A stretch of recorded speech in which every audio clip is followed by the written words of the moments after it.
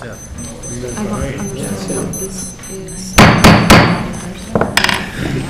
afternoon. Today is Tuesday, December 8th, approximately 4:05 in the afternoon. I'd like to call to order the Bay County Board of Commissioners. If you take roll, please. Commissioner Durancheck. Here. Diggett. Here. Coonan. Here. Garrett. Here. Tilly. Here. Lutz. Here. Krieger. Yes. All members present. Thank you, ma'am.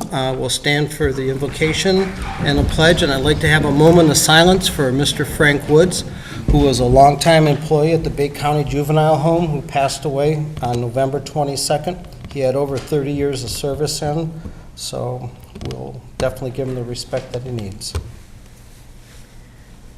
Lord God, our Heavenly Father, Master of all creations, we come before you this afternoon seeking your guidance, wisdom, and direction. Lord, we ask that you will lead and direct this board to work for the county. Grant them knowledge and understanding of the needs for this community. Lord, we ask that you will give this Board of Commissioners strength, dignity, and honor to work for the common good of all. Amen.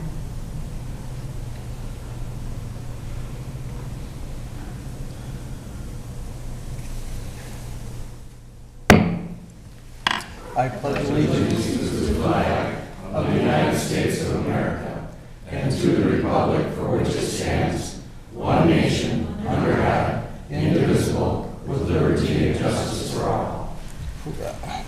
Thank you. Hopefully everyone had an opportunity to look at the minutes from 11:10 and 11:17. What is your pleasure? Support. Any discussion on the minutes? With that being said, all those in favor signal by saying aye. Aye. Opposed? Motion carries. Now would be the opportunity for anyone from the audience that wishes to address the Board of Commissioners under public input. If we have anyone that has any concerns they'd like to discuss. Goodness. Okay. So then, seeing there's no public input, let's move into petitions and communications. And under City of Bay City, we have an application for an industrial facility tax exempt certificate. Support. Any discussion? This is the motion to receive? Okay. No discussion. All those in favor signal by saying aye. Aye. Opposed? Motion carries. Next, we have an application for obsolete property rehabilitation exemption. What's your pleasure? Motion to receive. Or.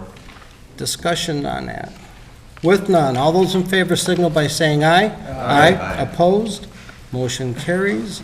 So we'll move into reports, resolutions of committee. That brings up Ways and Means, and Commissioner Mr. Coonan. Thank you, Mr. Chairman. From the Ways and Means Committee, we have Resolution 2015-259. This is the Delinquent Tax Revolving Fund 2016 transfer from the treasurer. I move this resolution. Support. Discussion. With none, all those in favor signal by saying aye. Aye. Opposed? Motion carries. Resolution 2015-260, amended drain special assessment roll. This is the Kurjammer Samansky, and this is coming from the Drain Commissioner. I move this resolution. Support. Discussion. With none, all those in favor signal by saying aye. Aye. Opposed? Motion carries. Resolution 2015-261, renewal of property and liability insurance, MMRMA, through the Administrative Services. I move this resolution. Support. Discussion. With none, all those in favor signal by saying aye. Aye. Opposed? Motion carries. Resolution 2015-262, this is some payables from the General, Bayonet, and Center Ridge Arms. I move this resolution. Support. Discussion. With none, all those in favor signal by saying aye. Aye. Opposed? Motion carries. Resolution 2015-263, this is some various budget adjustments through the Finance Department. I move this resolution. Support. Discussion. With none, all those in favor signal by saying aye. Aye. Opposed? Motion carries. Resolution 2015-264, this is the amendment to the EFT resolution, 2014-181 through the Finance Department. I move this resolution. Support. Discussions. With none, all those in favor signal by saying aye. Aye. Opposed? Motion carries. Resolution 2015-265, transfer to the Golf Course Fund through Finance. I move this resolution. Support. Discussion. With none, all those in favor signal by saying aye. Aye. Opposed? Motion carries. Resolution 2015-266, renewal of property and liability insurance, the Housing Authority through the Housing Department on Center Ridge Arms. I move this resolution. Support. Discussions? With none, all those in favor signal by saying aye. Aye. Opposed? Motion carries. Resolution 2015-267, the treatment of ash trees to control the emerald ash borer through Environmental Affairs Gypsy Moth Program. I move this resolution. Support. Discussion? With none, all those in favor signal by saying aye. Aye. Opposed? Motion carries. Resolution 2015-268, the treatment of, to control the outbreak levels, population of the gypsy moth with aerial applicator through the Environmental Affairs Gypsy Moth Program. I move this resolution. Support. Discussion? Yes, Commissioner? There you are.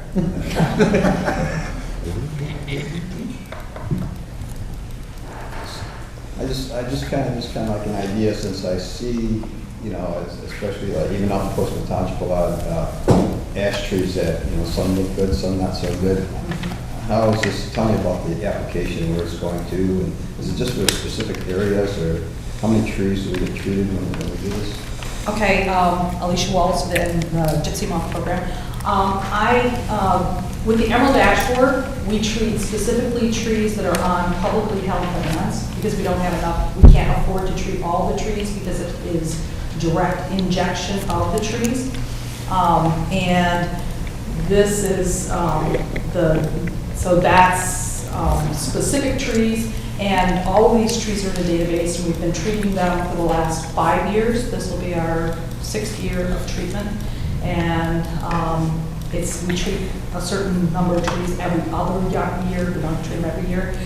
With the Gypsy Moth Program, we haven't had to treat since 2010 because the population has remained low. We've used mechanical methods and moving around the other natural controls to control the gypsy moth that have kept that population low.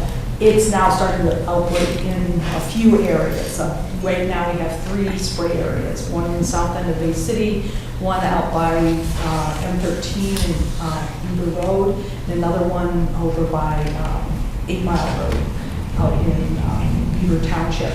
And these are areas where the population has become large enough where they're going to cause problems for the homeowners and possibly cause defoliation next year. How do you, I guess then, well, I'm going to skip off the ash borer for a second, but with the gypsy moths especially, how are you able to identify, if I live somewhere and I said, boy, I wonder what's going on, how am I able to identify the gypsy moth? I mean, because I'm sure people probably see it, don't even know they see it, Yeah, well, the gypsy moth, right now, this time of year is actually when we do the most of our monitoring. And what we're looking for is the egg masses, which are fuzzy patches about the size of my thumb. And they're anywhere from really light tan all the way up to chocolate brown.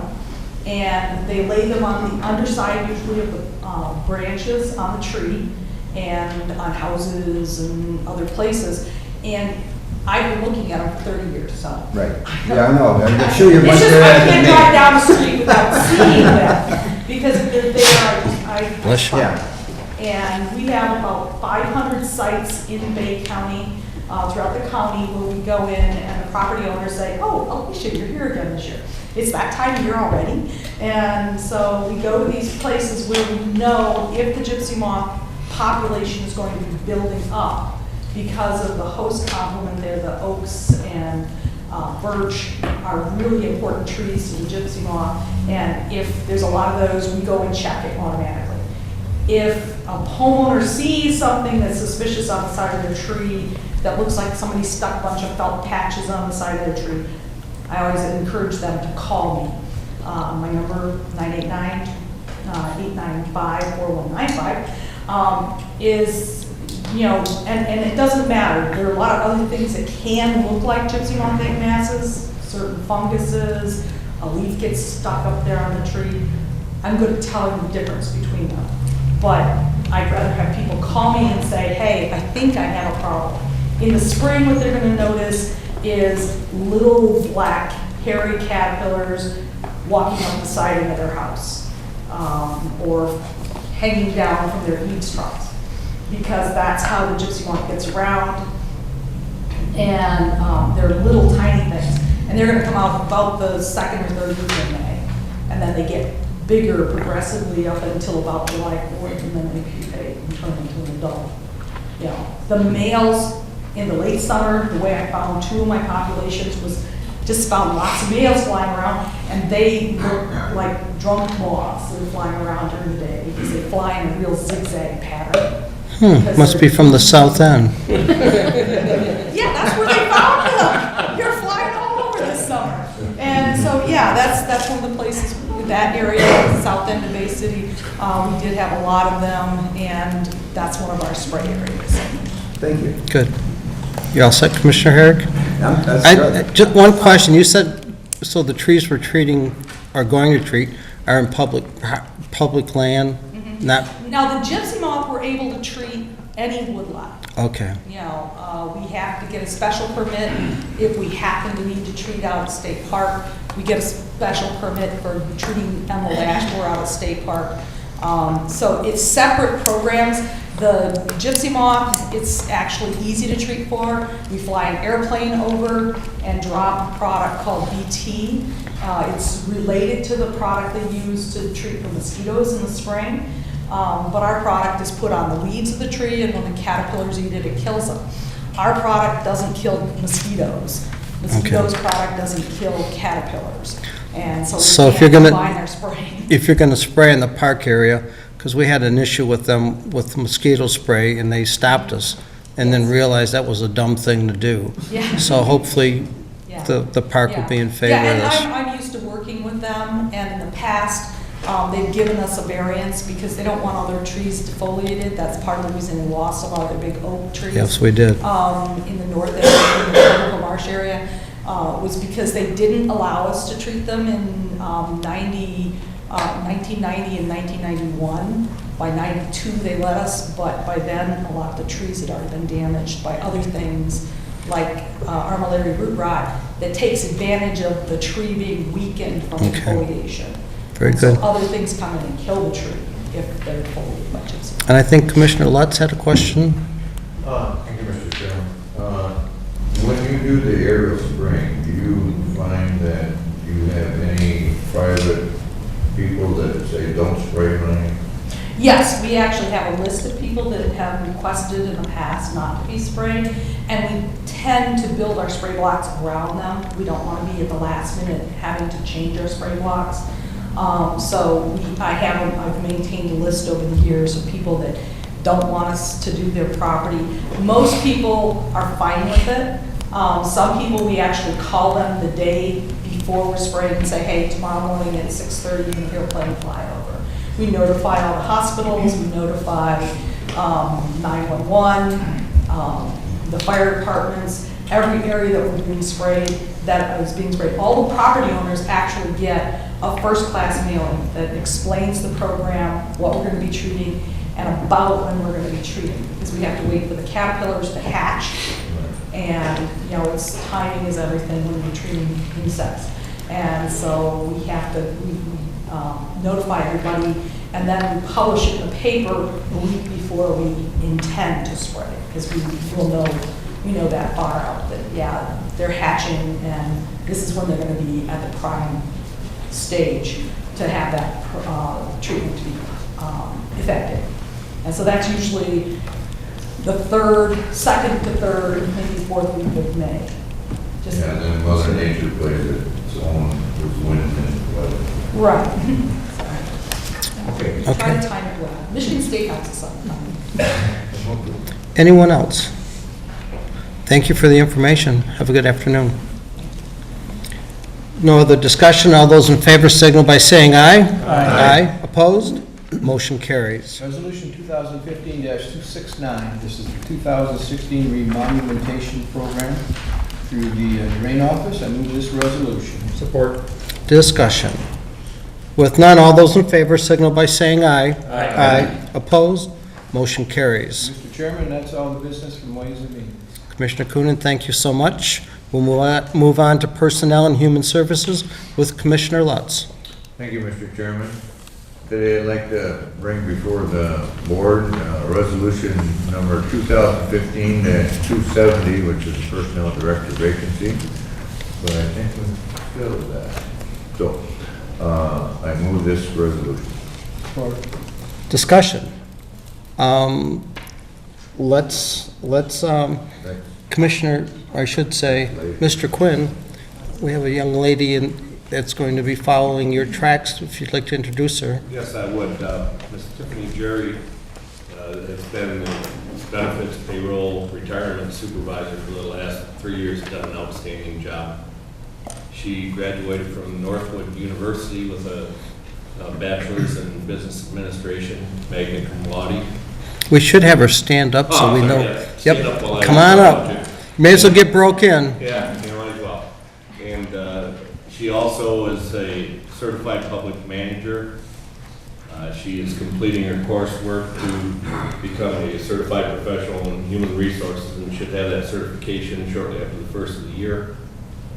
She has great people skills, and I think she's going to do a fantastic job. I think we're very lucky that we had somebody as talented and as good with people as she is on staff, and I highly recommend her. Very good. Okay. Commissioner Coonan. Thank you, Mr. Chairman. And I've always been a proponent of filling jobs from within, promoting from within, because we know what we have, and I'm sure that she's going to do a good job. And I think she's going to have the resources of, Tim and to fall back on to ask any questions. So I just want to let you know that I think you did a great job in promoting from within. So. Very good. Anyone else?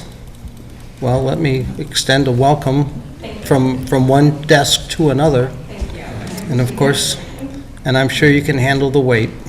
So, thank you, welcome. So any other discussion? If none, all those in favor signal by saying aye. Aye. Opposed? Motion carries. Then I would like to bring resolution number 2015-271, which is the vacancies in the county clerk's office, the 911 central dispatch, the treasurer's office, the division on aging, and the health department. I move that resolution. Support. Discussions. With none, all those in favor signal by saying aye. Aye. Opposed? Motion carries. Mr. Chairman, that's all we have from Personnel and Human Services.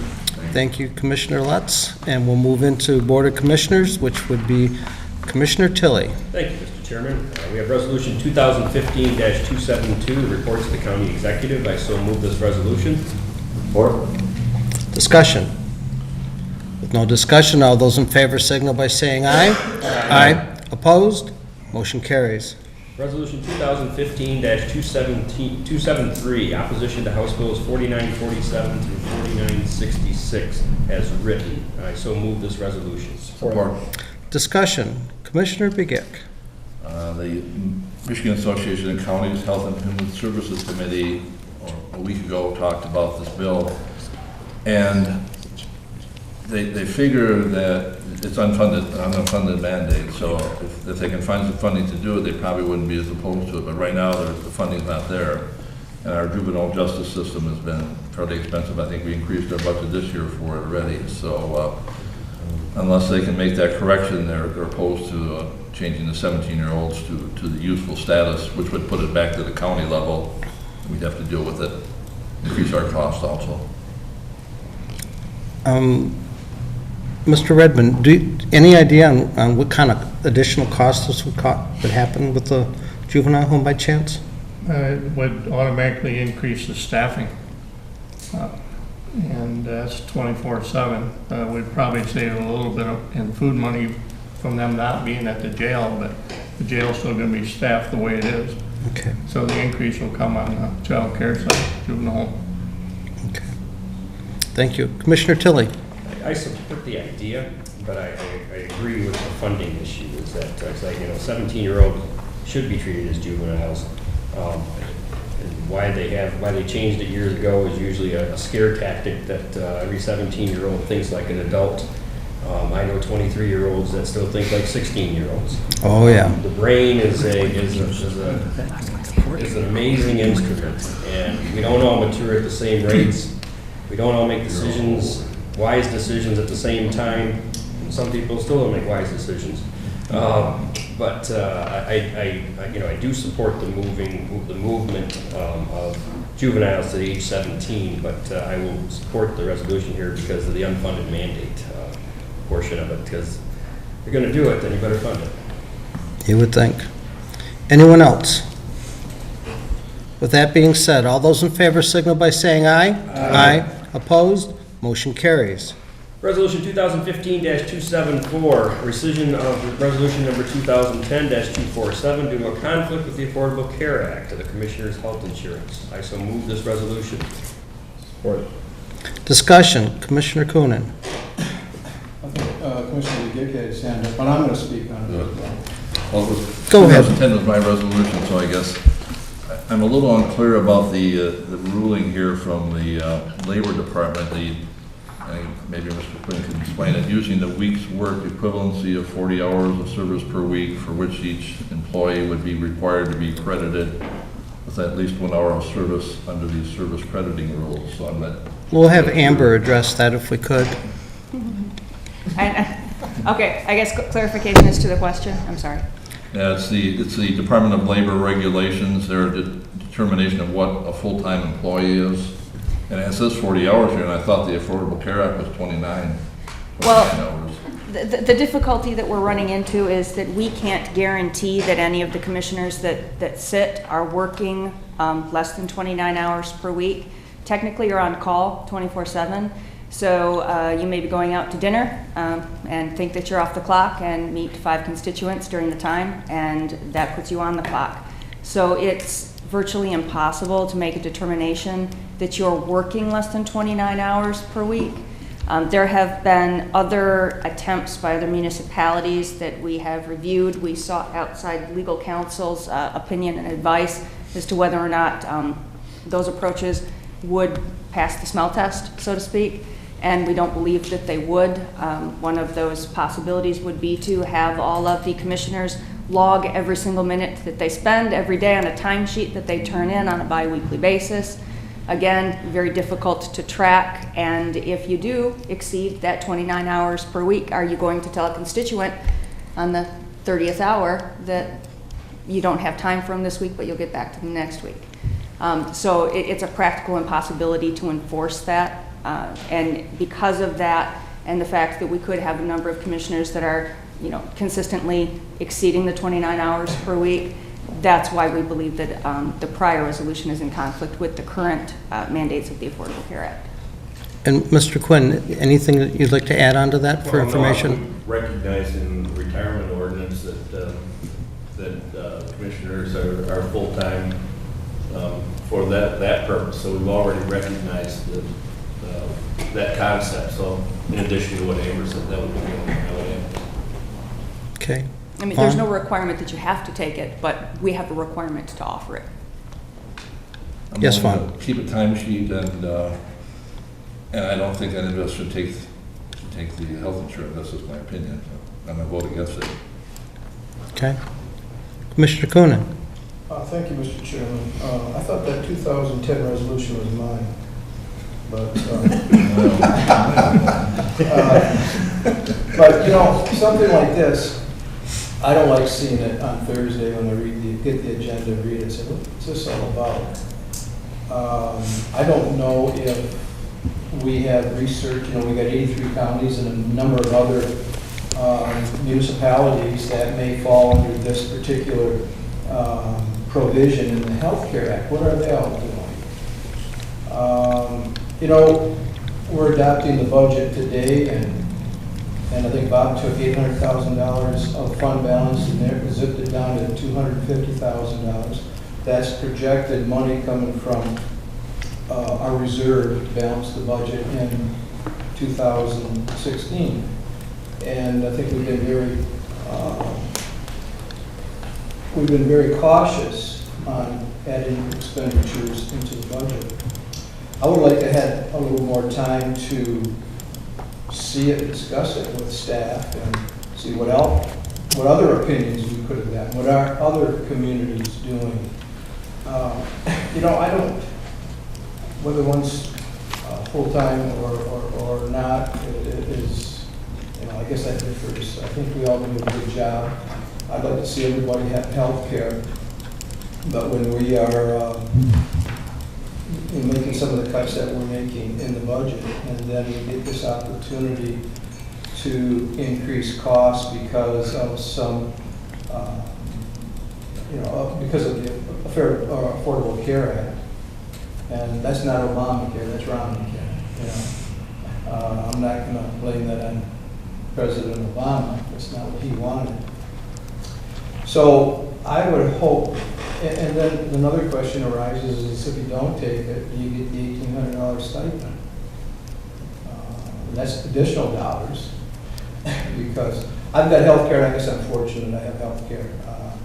Nobody gave it to me, I earned it, so I'm not going to apologize for that. But I just don't like things dropped on me 2 days or 3 days before the meeting without debate. I think it should have gone to a committee and we should have done more research on it. Now, this isn't something that has to be addressed today. Can we table this and then get some additional research and come back with us after we got enough information in order to make that decision? Kim, I think part of the problem on the timetable is because of open enrollment. I think open enrollment was within a short window. Well, then we should have done it last month and not this month.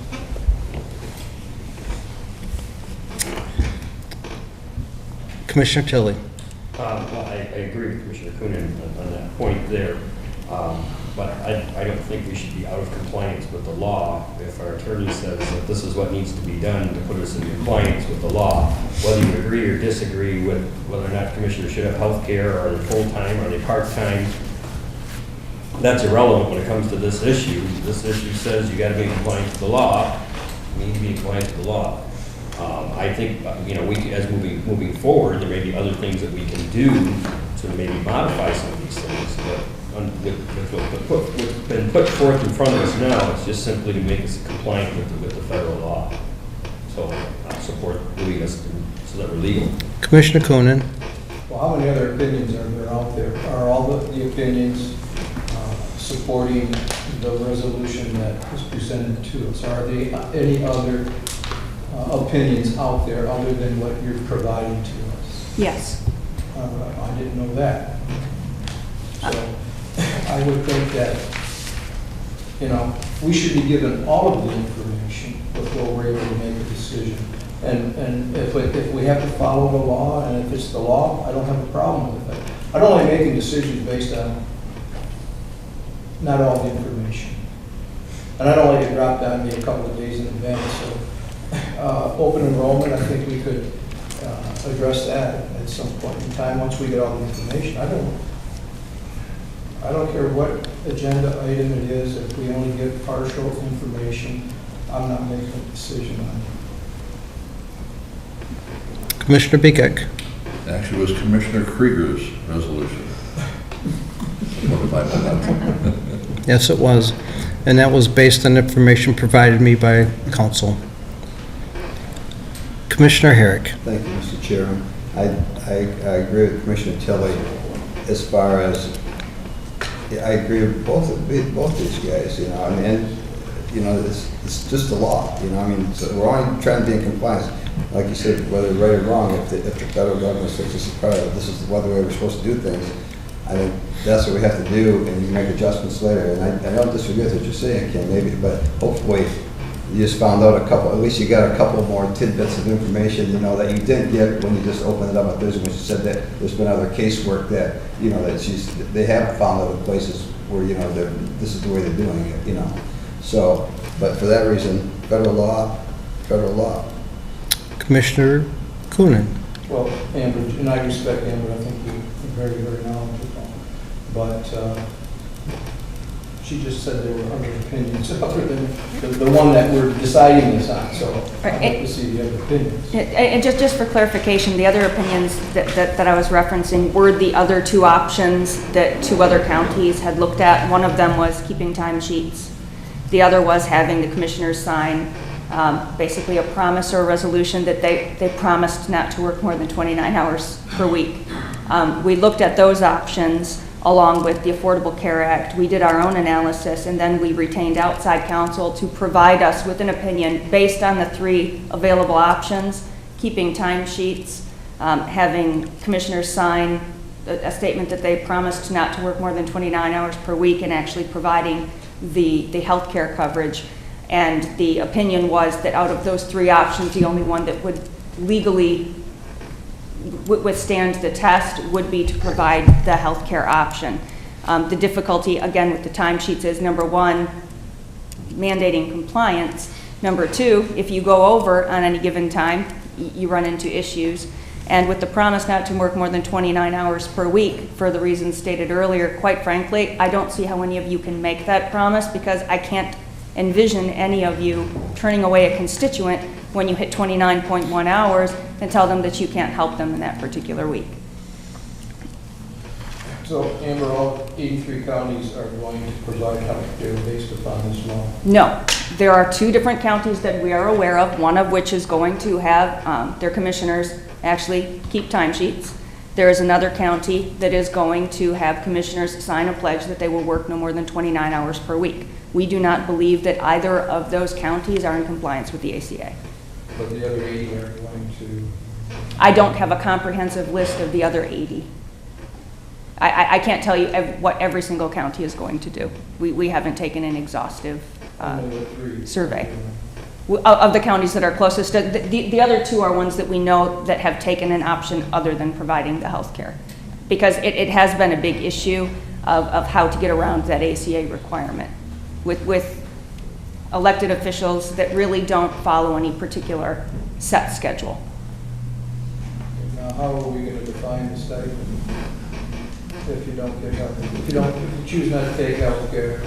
It is completely within this board's discretion to pass any resolution you like with regard to the stipend. If you wish to pass a resolution that indicates that if you, as a commissioner, do not wish to accept the health care, that the stipend will not be paid, that is completely within your discretion. Can we do it through an amendment? Sure. I'll amend. If we're going to pass this, then all of us, those of us that are fortunate enough to have the health care, that we are not, we're not going to take the $1,800 stipend in lieu of not taking health care. Okay, you made a motion, an amendment. I need a second. I'll support it. Discussion. Commissioner Tilly. I think you set us up for a big hole doing that, because why wouldn't I just take the health insurance then? You already got it? So what? I have another health insurance, and it's gonna cost the county, I don't know what's gonna cost our health insurance policy. I'm not gonna do it, but I'm just saying, a commissioner could come on this board and do that. And now you're paying $15,000, $17,000 instead of $1,800, or, I mean, I just think that opens up a can of worms It may. that we shouldn't even venture down. I think we should think this out more clearly. I think there's probably a better way to do it, and not to do it like on the spot. I think there's probably a way to do this, but I don't think that's the option at this point in time we should do. Well, maybe, I think the option is not to approve this today. But what you said, Don, I don't think you can, first of all, we're self-insured, so it doesn't cost a dime unless you use it. And if your primary care is through your employer, they're not going to bill both insurance companies, they're only going to bill one. So I don't know how that works, how that works out, so. Any other discussion on the amendment? Commissioner Begic. I would say I've never worked 29 hours a week. I get called. We had a big debate about a year ago, and I got a lot of calls then. But if we add our hour or whatever it is for our committee meetings, I don't get that many constituent calls. I don't think I can ever say I work 29 hours in a week. Everybody has what I have. Any other discussion on the amendment? think we'll do a roll call vote. We start the roll call with Commissioner Herrick. Clarification, is this the amendment? Correct. This is the amendment. Yes. Herrick? No. Tilly? No. Lutz? No. Durancheck? No. Begic? Yes. Coonan? Yes. Krieger? No. 2 yeas, 5 nays. Okay, so we'll come back to the original resolution 2015-274. I believe we need any further discussion on that. With that being said, all those in favor signal by saying aye. Aye. Opposed? No. Who knows? Begic? Yes. Coonan. Coonan? Resolution 2015-275, medical care facility land use. I so move this resolution. Support. Discussions? With none, all those in favor signal by saying aye. Aye. Opposed? Motion carries. Resolution 2015-276, the 2016 Bay County budget. I so move this resolution. Support. Discussions? Commissioner Begic. I will voice my opposition to number 20 on page 40, which is the per diem pay. I don't think we should be getting per diem pay. I can see public members getting it, we get a salary to do the job, so I'm opposed to that, but I probably will vote for the budget, the rest of it. Okay, anyone else? No further discussion. All those in favor signal by saying aye. Aye. Opposed? Motion carries. That concludes business from the Board of Commissioners, Mr. Chairman. Thank you, Commissioner Tilly. Reports of the county officials, departments, county exec. And we have Tiffany Jerry, Resolution 2015-277. What is your pleasure? I'll make that motion. Support.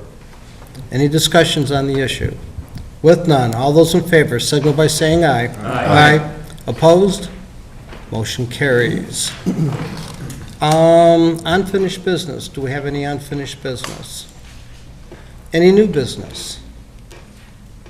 Under miscellaneous, I think register a deed.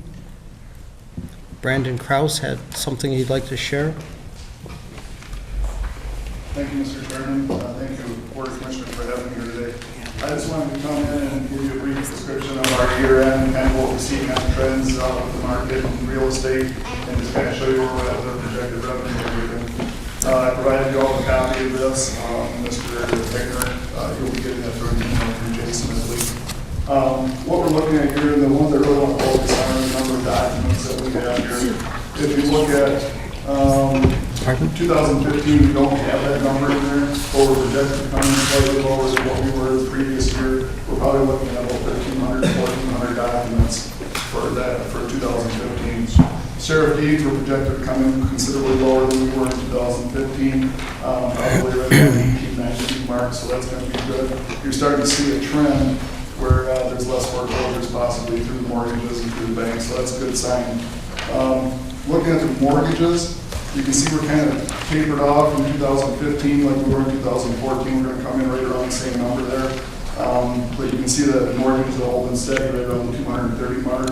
And you can see that's quite a bit of a decline from 2012 and through 2008. We were up around 3,000 and 4,000 range, where right now we're right around 2,600. So the mortgages, it looks like the market's kind of taken off a little bit as far as real estate sales. Then we get to the revenue, which is the one I really wanted to explain to you. Right now, we're looking at a decrease in our documents. Typically, we were right around the 18,000 to 21,000 mark. We're going to be considerably lower than that. I think we're going to come in projected right around about 17,500, somewhere around there. But with that being said, our revenue is going to be considerably higher than what it was the previous few years. We're actually seeing a revenue in 2015 that's going to be comparable to back in 2007, 2006, before the recession hit. So we're not selling more, but what we are selling is a little bit higher end. And to give you an example of some of those, the condos on the River's Edge, there was $3,260,176 to date on the condo sales. We've had some agricultural that have come in around $900,000 that have been sold. Some of these smaller strip malls around here and a few of the other subdivisions that have sold. There's just a lot of things that are going on here, and it's good to see when I get into any documents on those transactions, but what's happening is there's investors coming to the area. Investment means more growth for us and more economic development. So it's a good thing to see that, and I'm kind of glad to see those things happen. Any questions? Brandon, thank you. Anyone else under miscellaneous? I do have one thing that I want to bring out. You've probably seen it in the news, and we actually had a meeting at the Bangor Township Hall on the issue, and it's happening to deal with crime that's hitting. I know there was some issues in the south end of Bay City as well as out in Bangor Township. This is the time of year where people are looking for freebies, we'll call it.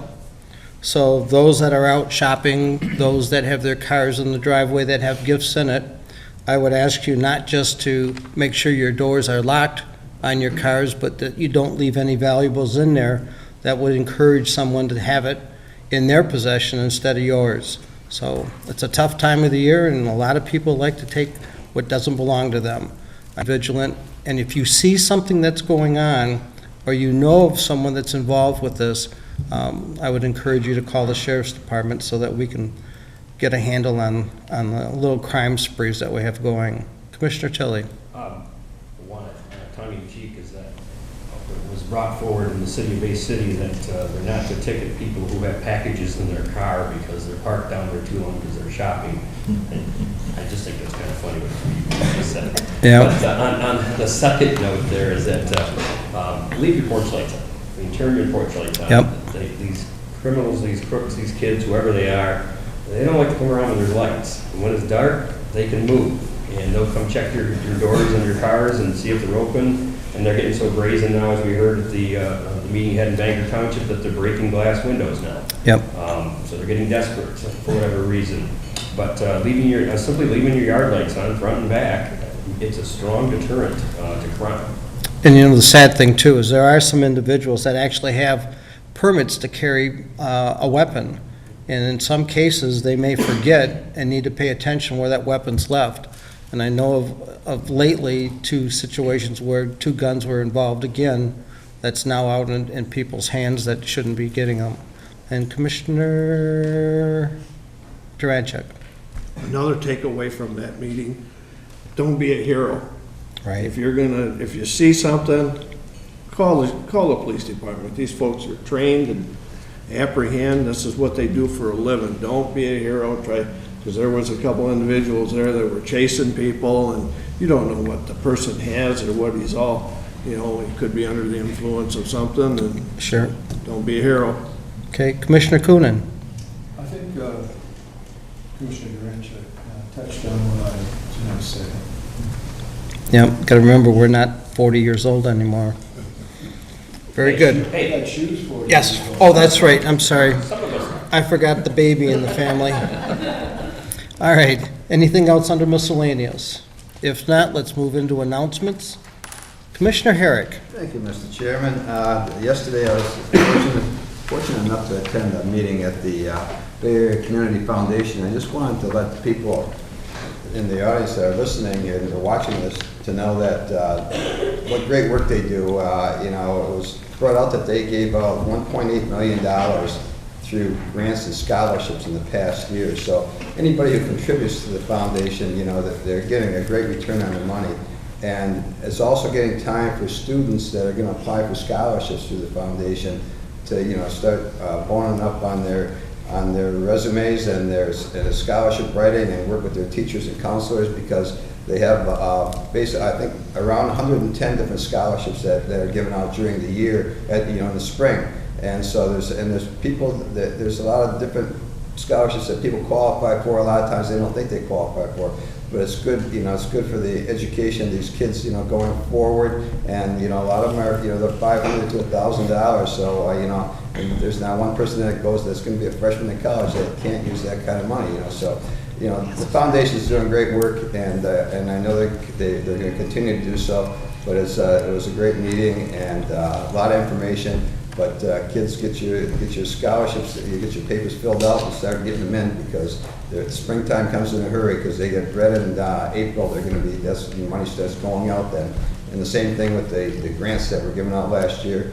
The grants total about around 1.5 million. So a lot of different areas of the city and the county, receive grants, and hopefully the people come back and do it again, and we're going to make this place go. We're doing pretty good around here right now. Very good. Anyone else? Commissioner Tilley? Yeah, on that note, do you believe how many those scholarships that people don't apply for? And it's incredible how many they can't give away because kids don't apply for them. And we've got boards at Central High School. We actually have a phenomenal college representative in our school who specifically works on getting kids into college and filling out these applications, not just for college, but also for these scholarships, which has made a huge difference at Central High School in the number of kids that are applying for them. But they still have kids that don't apply for these scholarships, and they go left untaken. And it's unbelievable how many thousands of dollars a year just in the community foundation, let alone out there in the rest of the world, that goes untapped. There's scholarships if you're left-handed, but you got to go and find them. You got to apply for them. Enough said. Very good. Whoops, somebody's phone. All right, let's move from announcements to appointments. Here we are at December. We've talked most of the year about Division on Aging Advisory Committee appointments. It's a 4 two-year terms, Districts 1, 3, 5, and 7. And what we have going on is in Districts 3, 5, and 7, they recommend the reappointment of the representatives, which would be a Diane Beamlander, a Paul Rabideau, Leon Barshaw, and on a motion to concur on the recommended appointments would be in order. So moved. Support. Discussions. With none, all those in favor signal by saying aye. Aye. Opposed? Motion carries. Mr. Madam, Chairman, yes. Just as a comment to that, District 1, which is my district, I was informed only about a week ago, as the board was, that my representative will not be seeking reappointment, and I have another person lined up. She's going to do a great job. She's got to go through the formality of the paperwork and the application, so we'll have that up for the next meeting. Very good. Thank you, Mr. Thank you, Commissioner Durancheck. Lady Amber, do we Yes. have need for a closed session? Yes, Mr. Chair, I am requesting that the board go into closed session pursuant to MCL 15.268 subsections E and H to discuss the limited issues of Fred Walraven versus Bay County and Matthew Gillis versus Bay County. So moved. Discussion? With none, all those in favor signal by saying aye. Oh, roll call, I'm sorry. Sorry. Commissioner Tilley? Yes. Lutz? Yes. Durancheck? Yes. Bigick? Yes. Schmidt? Yes. Eric? Yes. And Krieger? Yes, thank you. Okay. Sergeant at Arms. Sir. All right.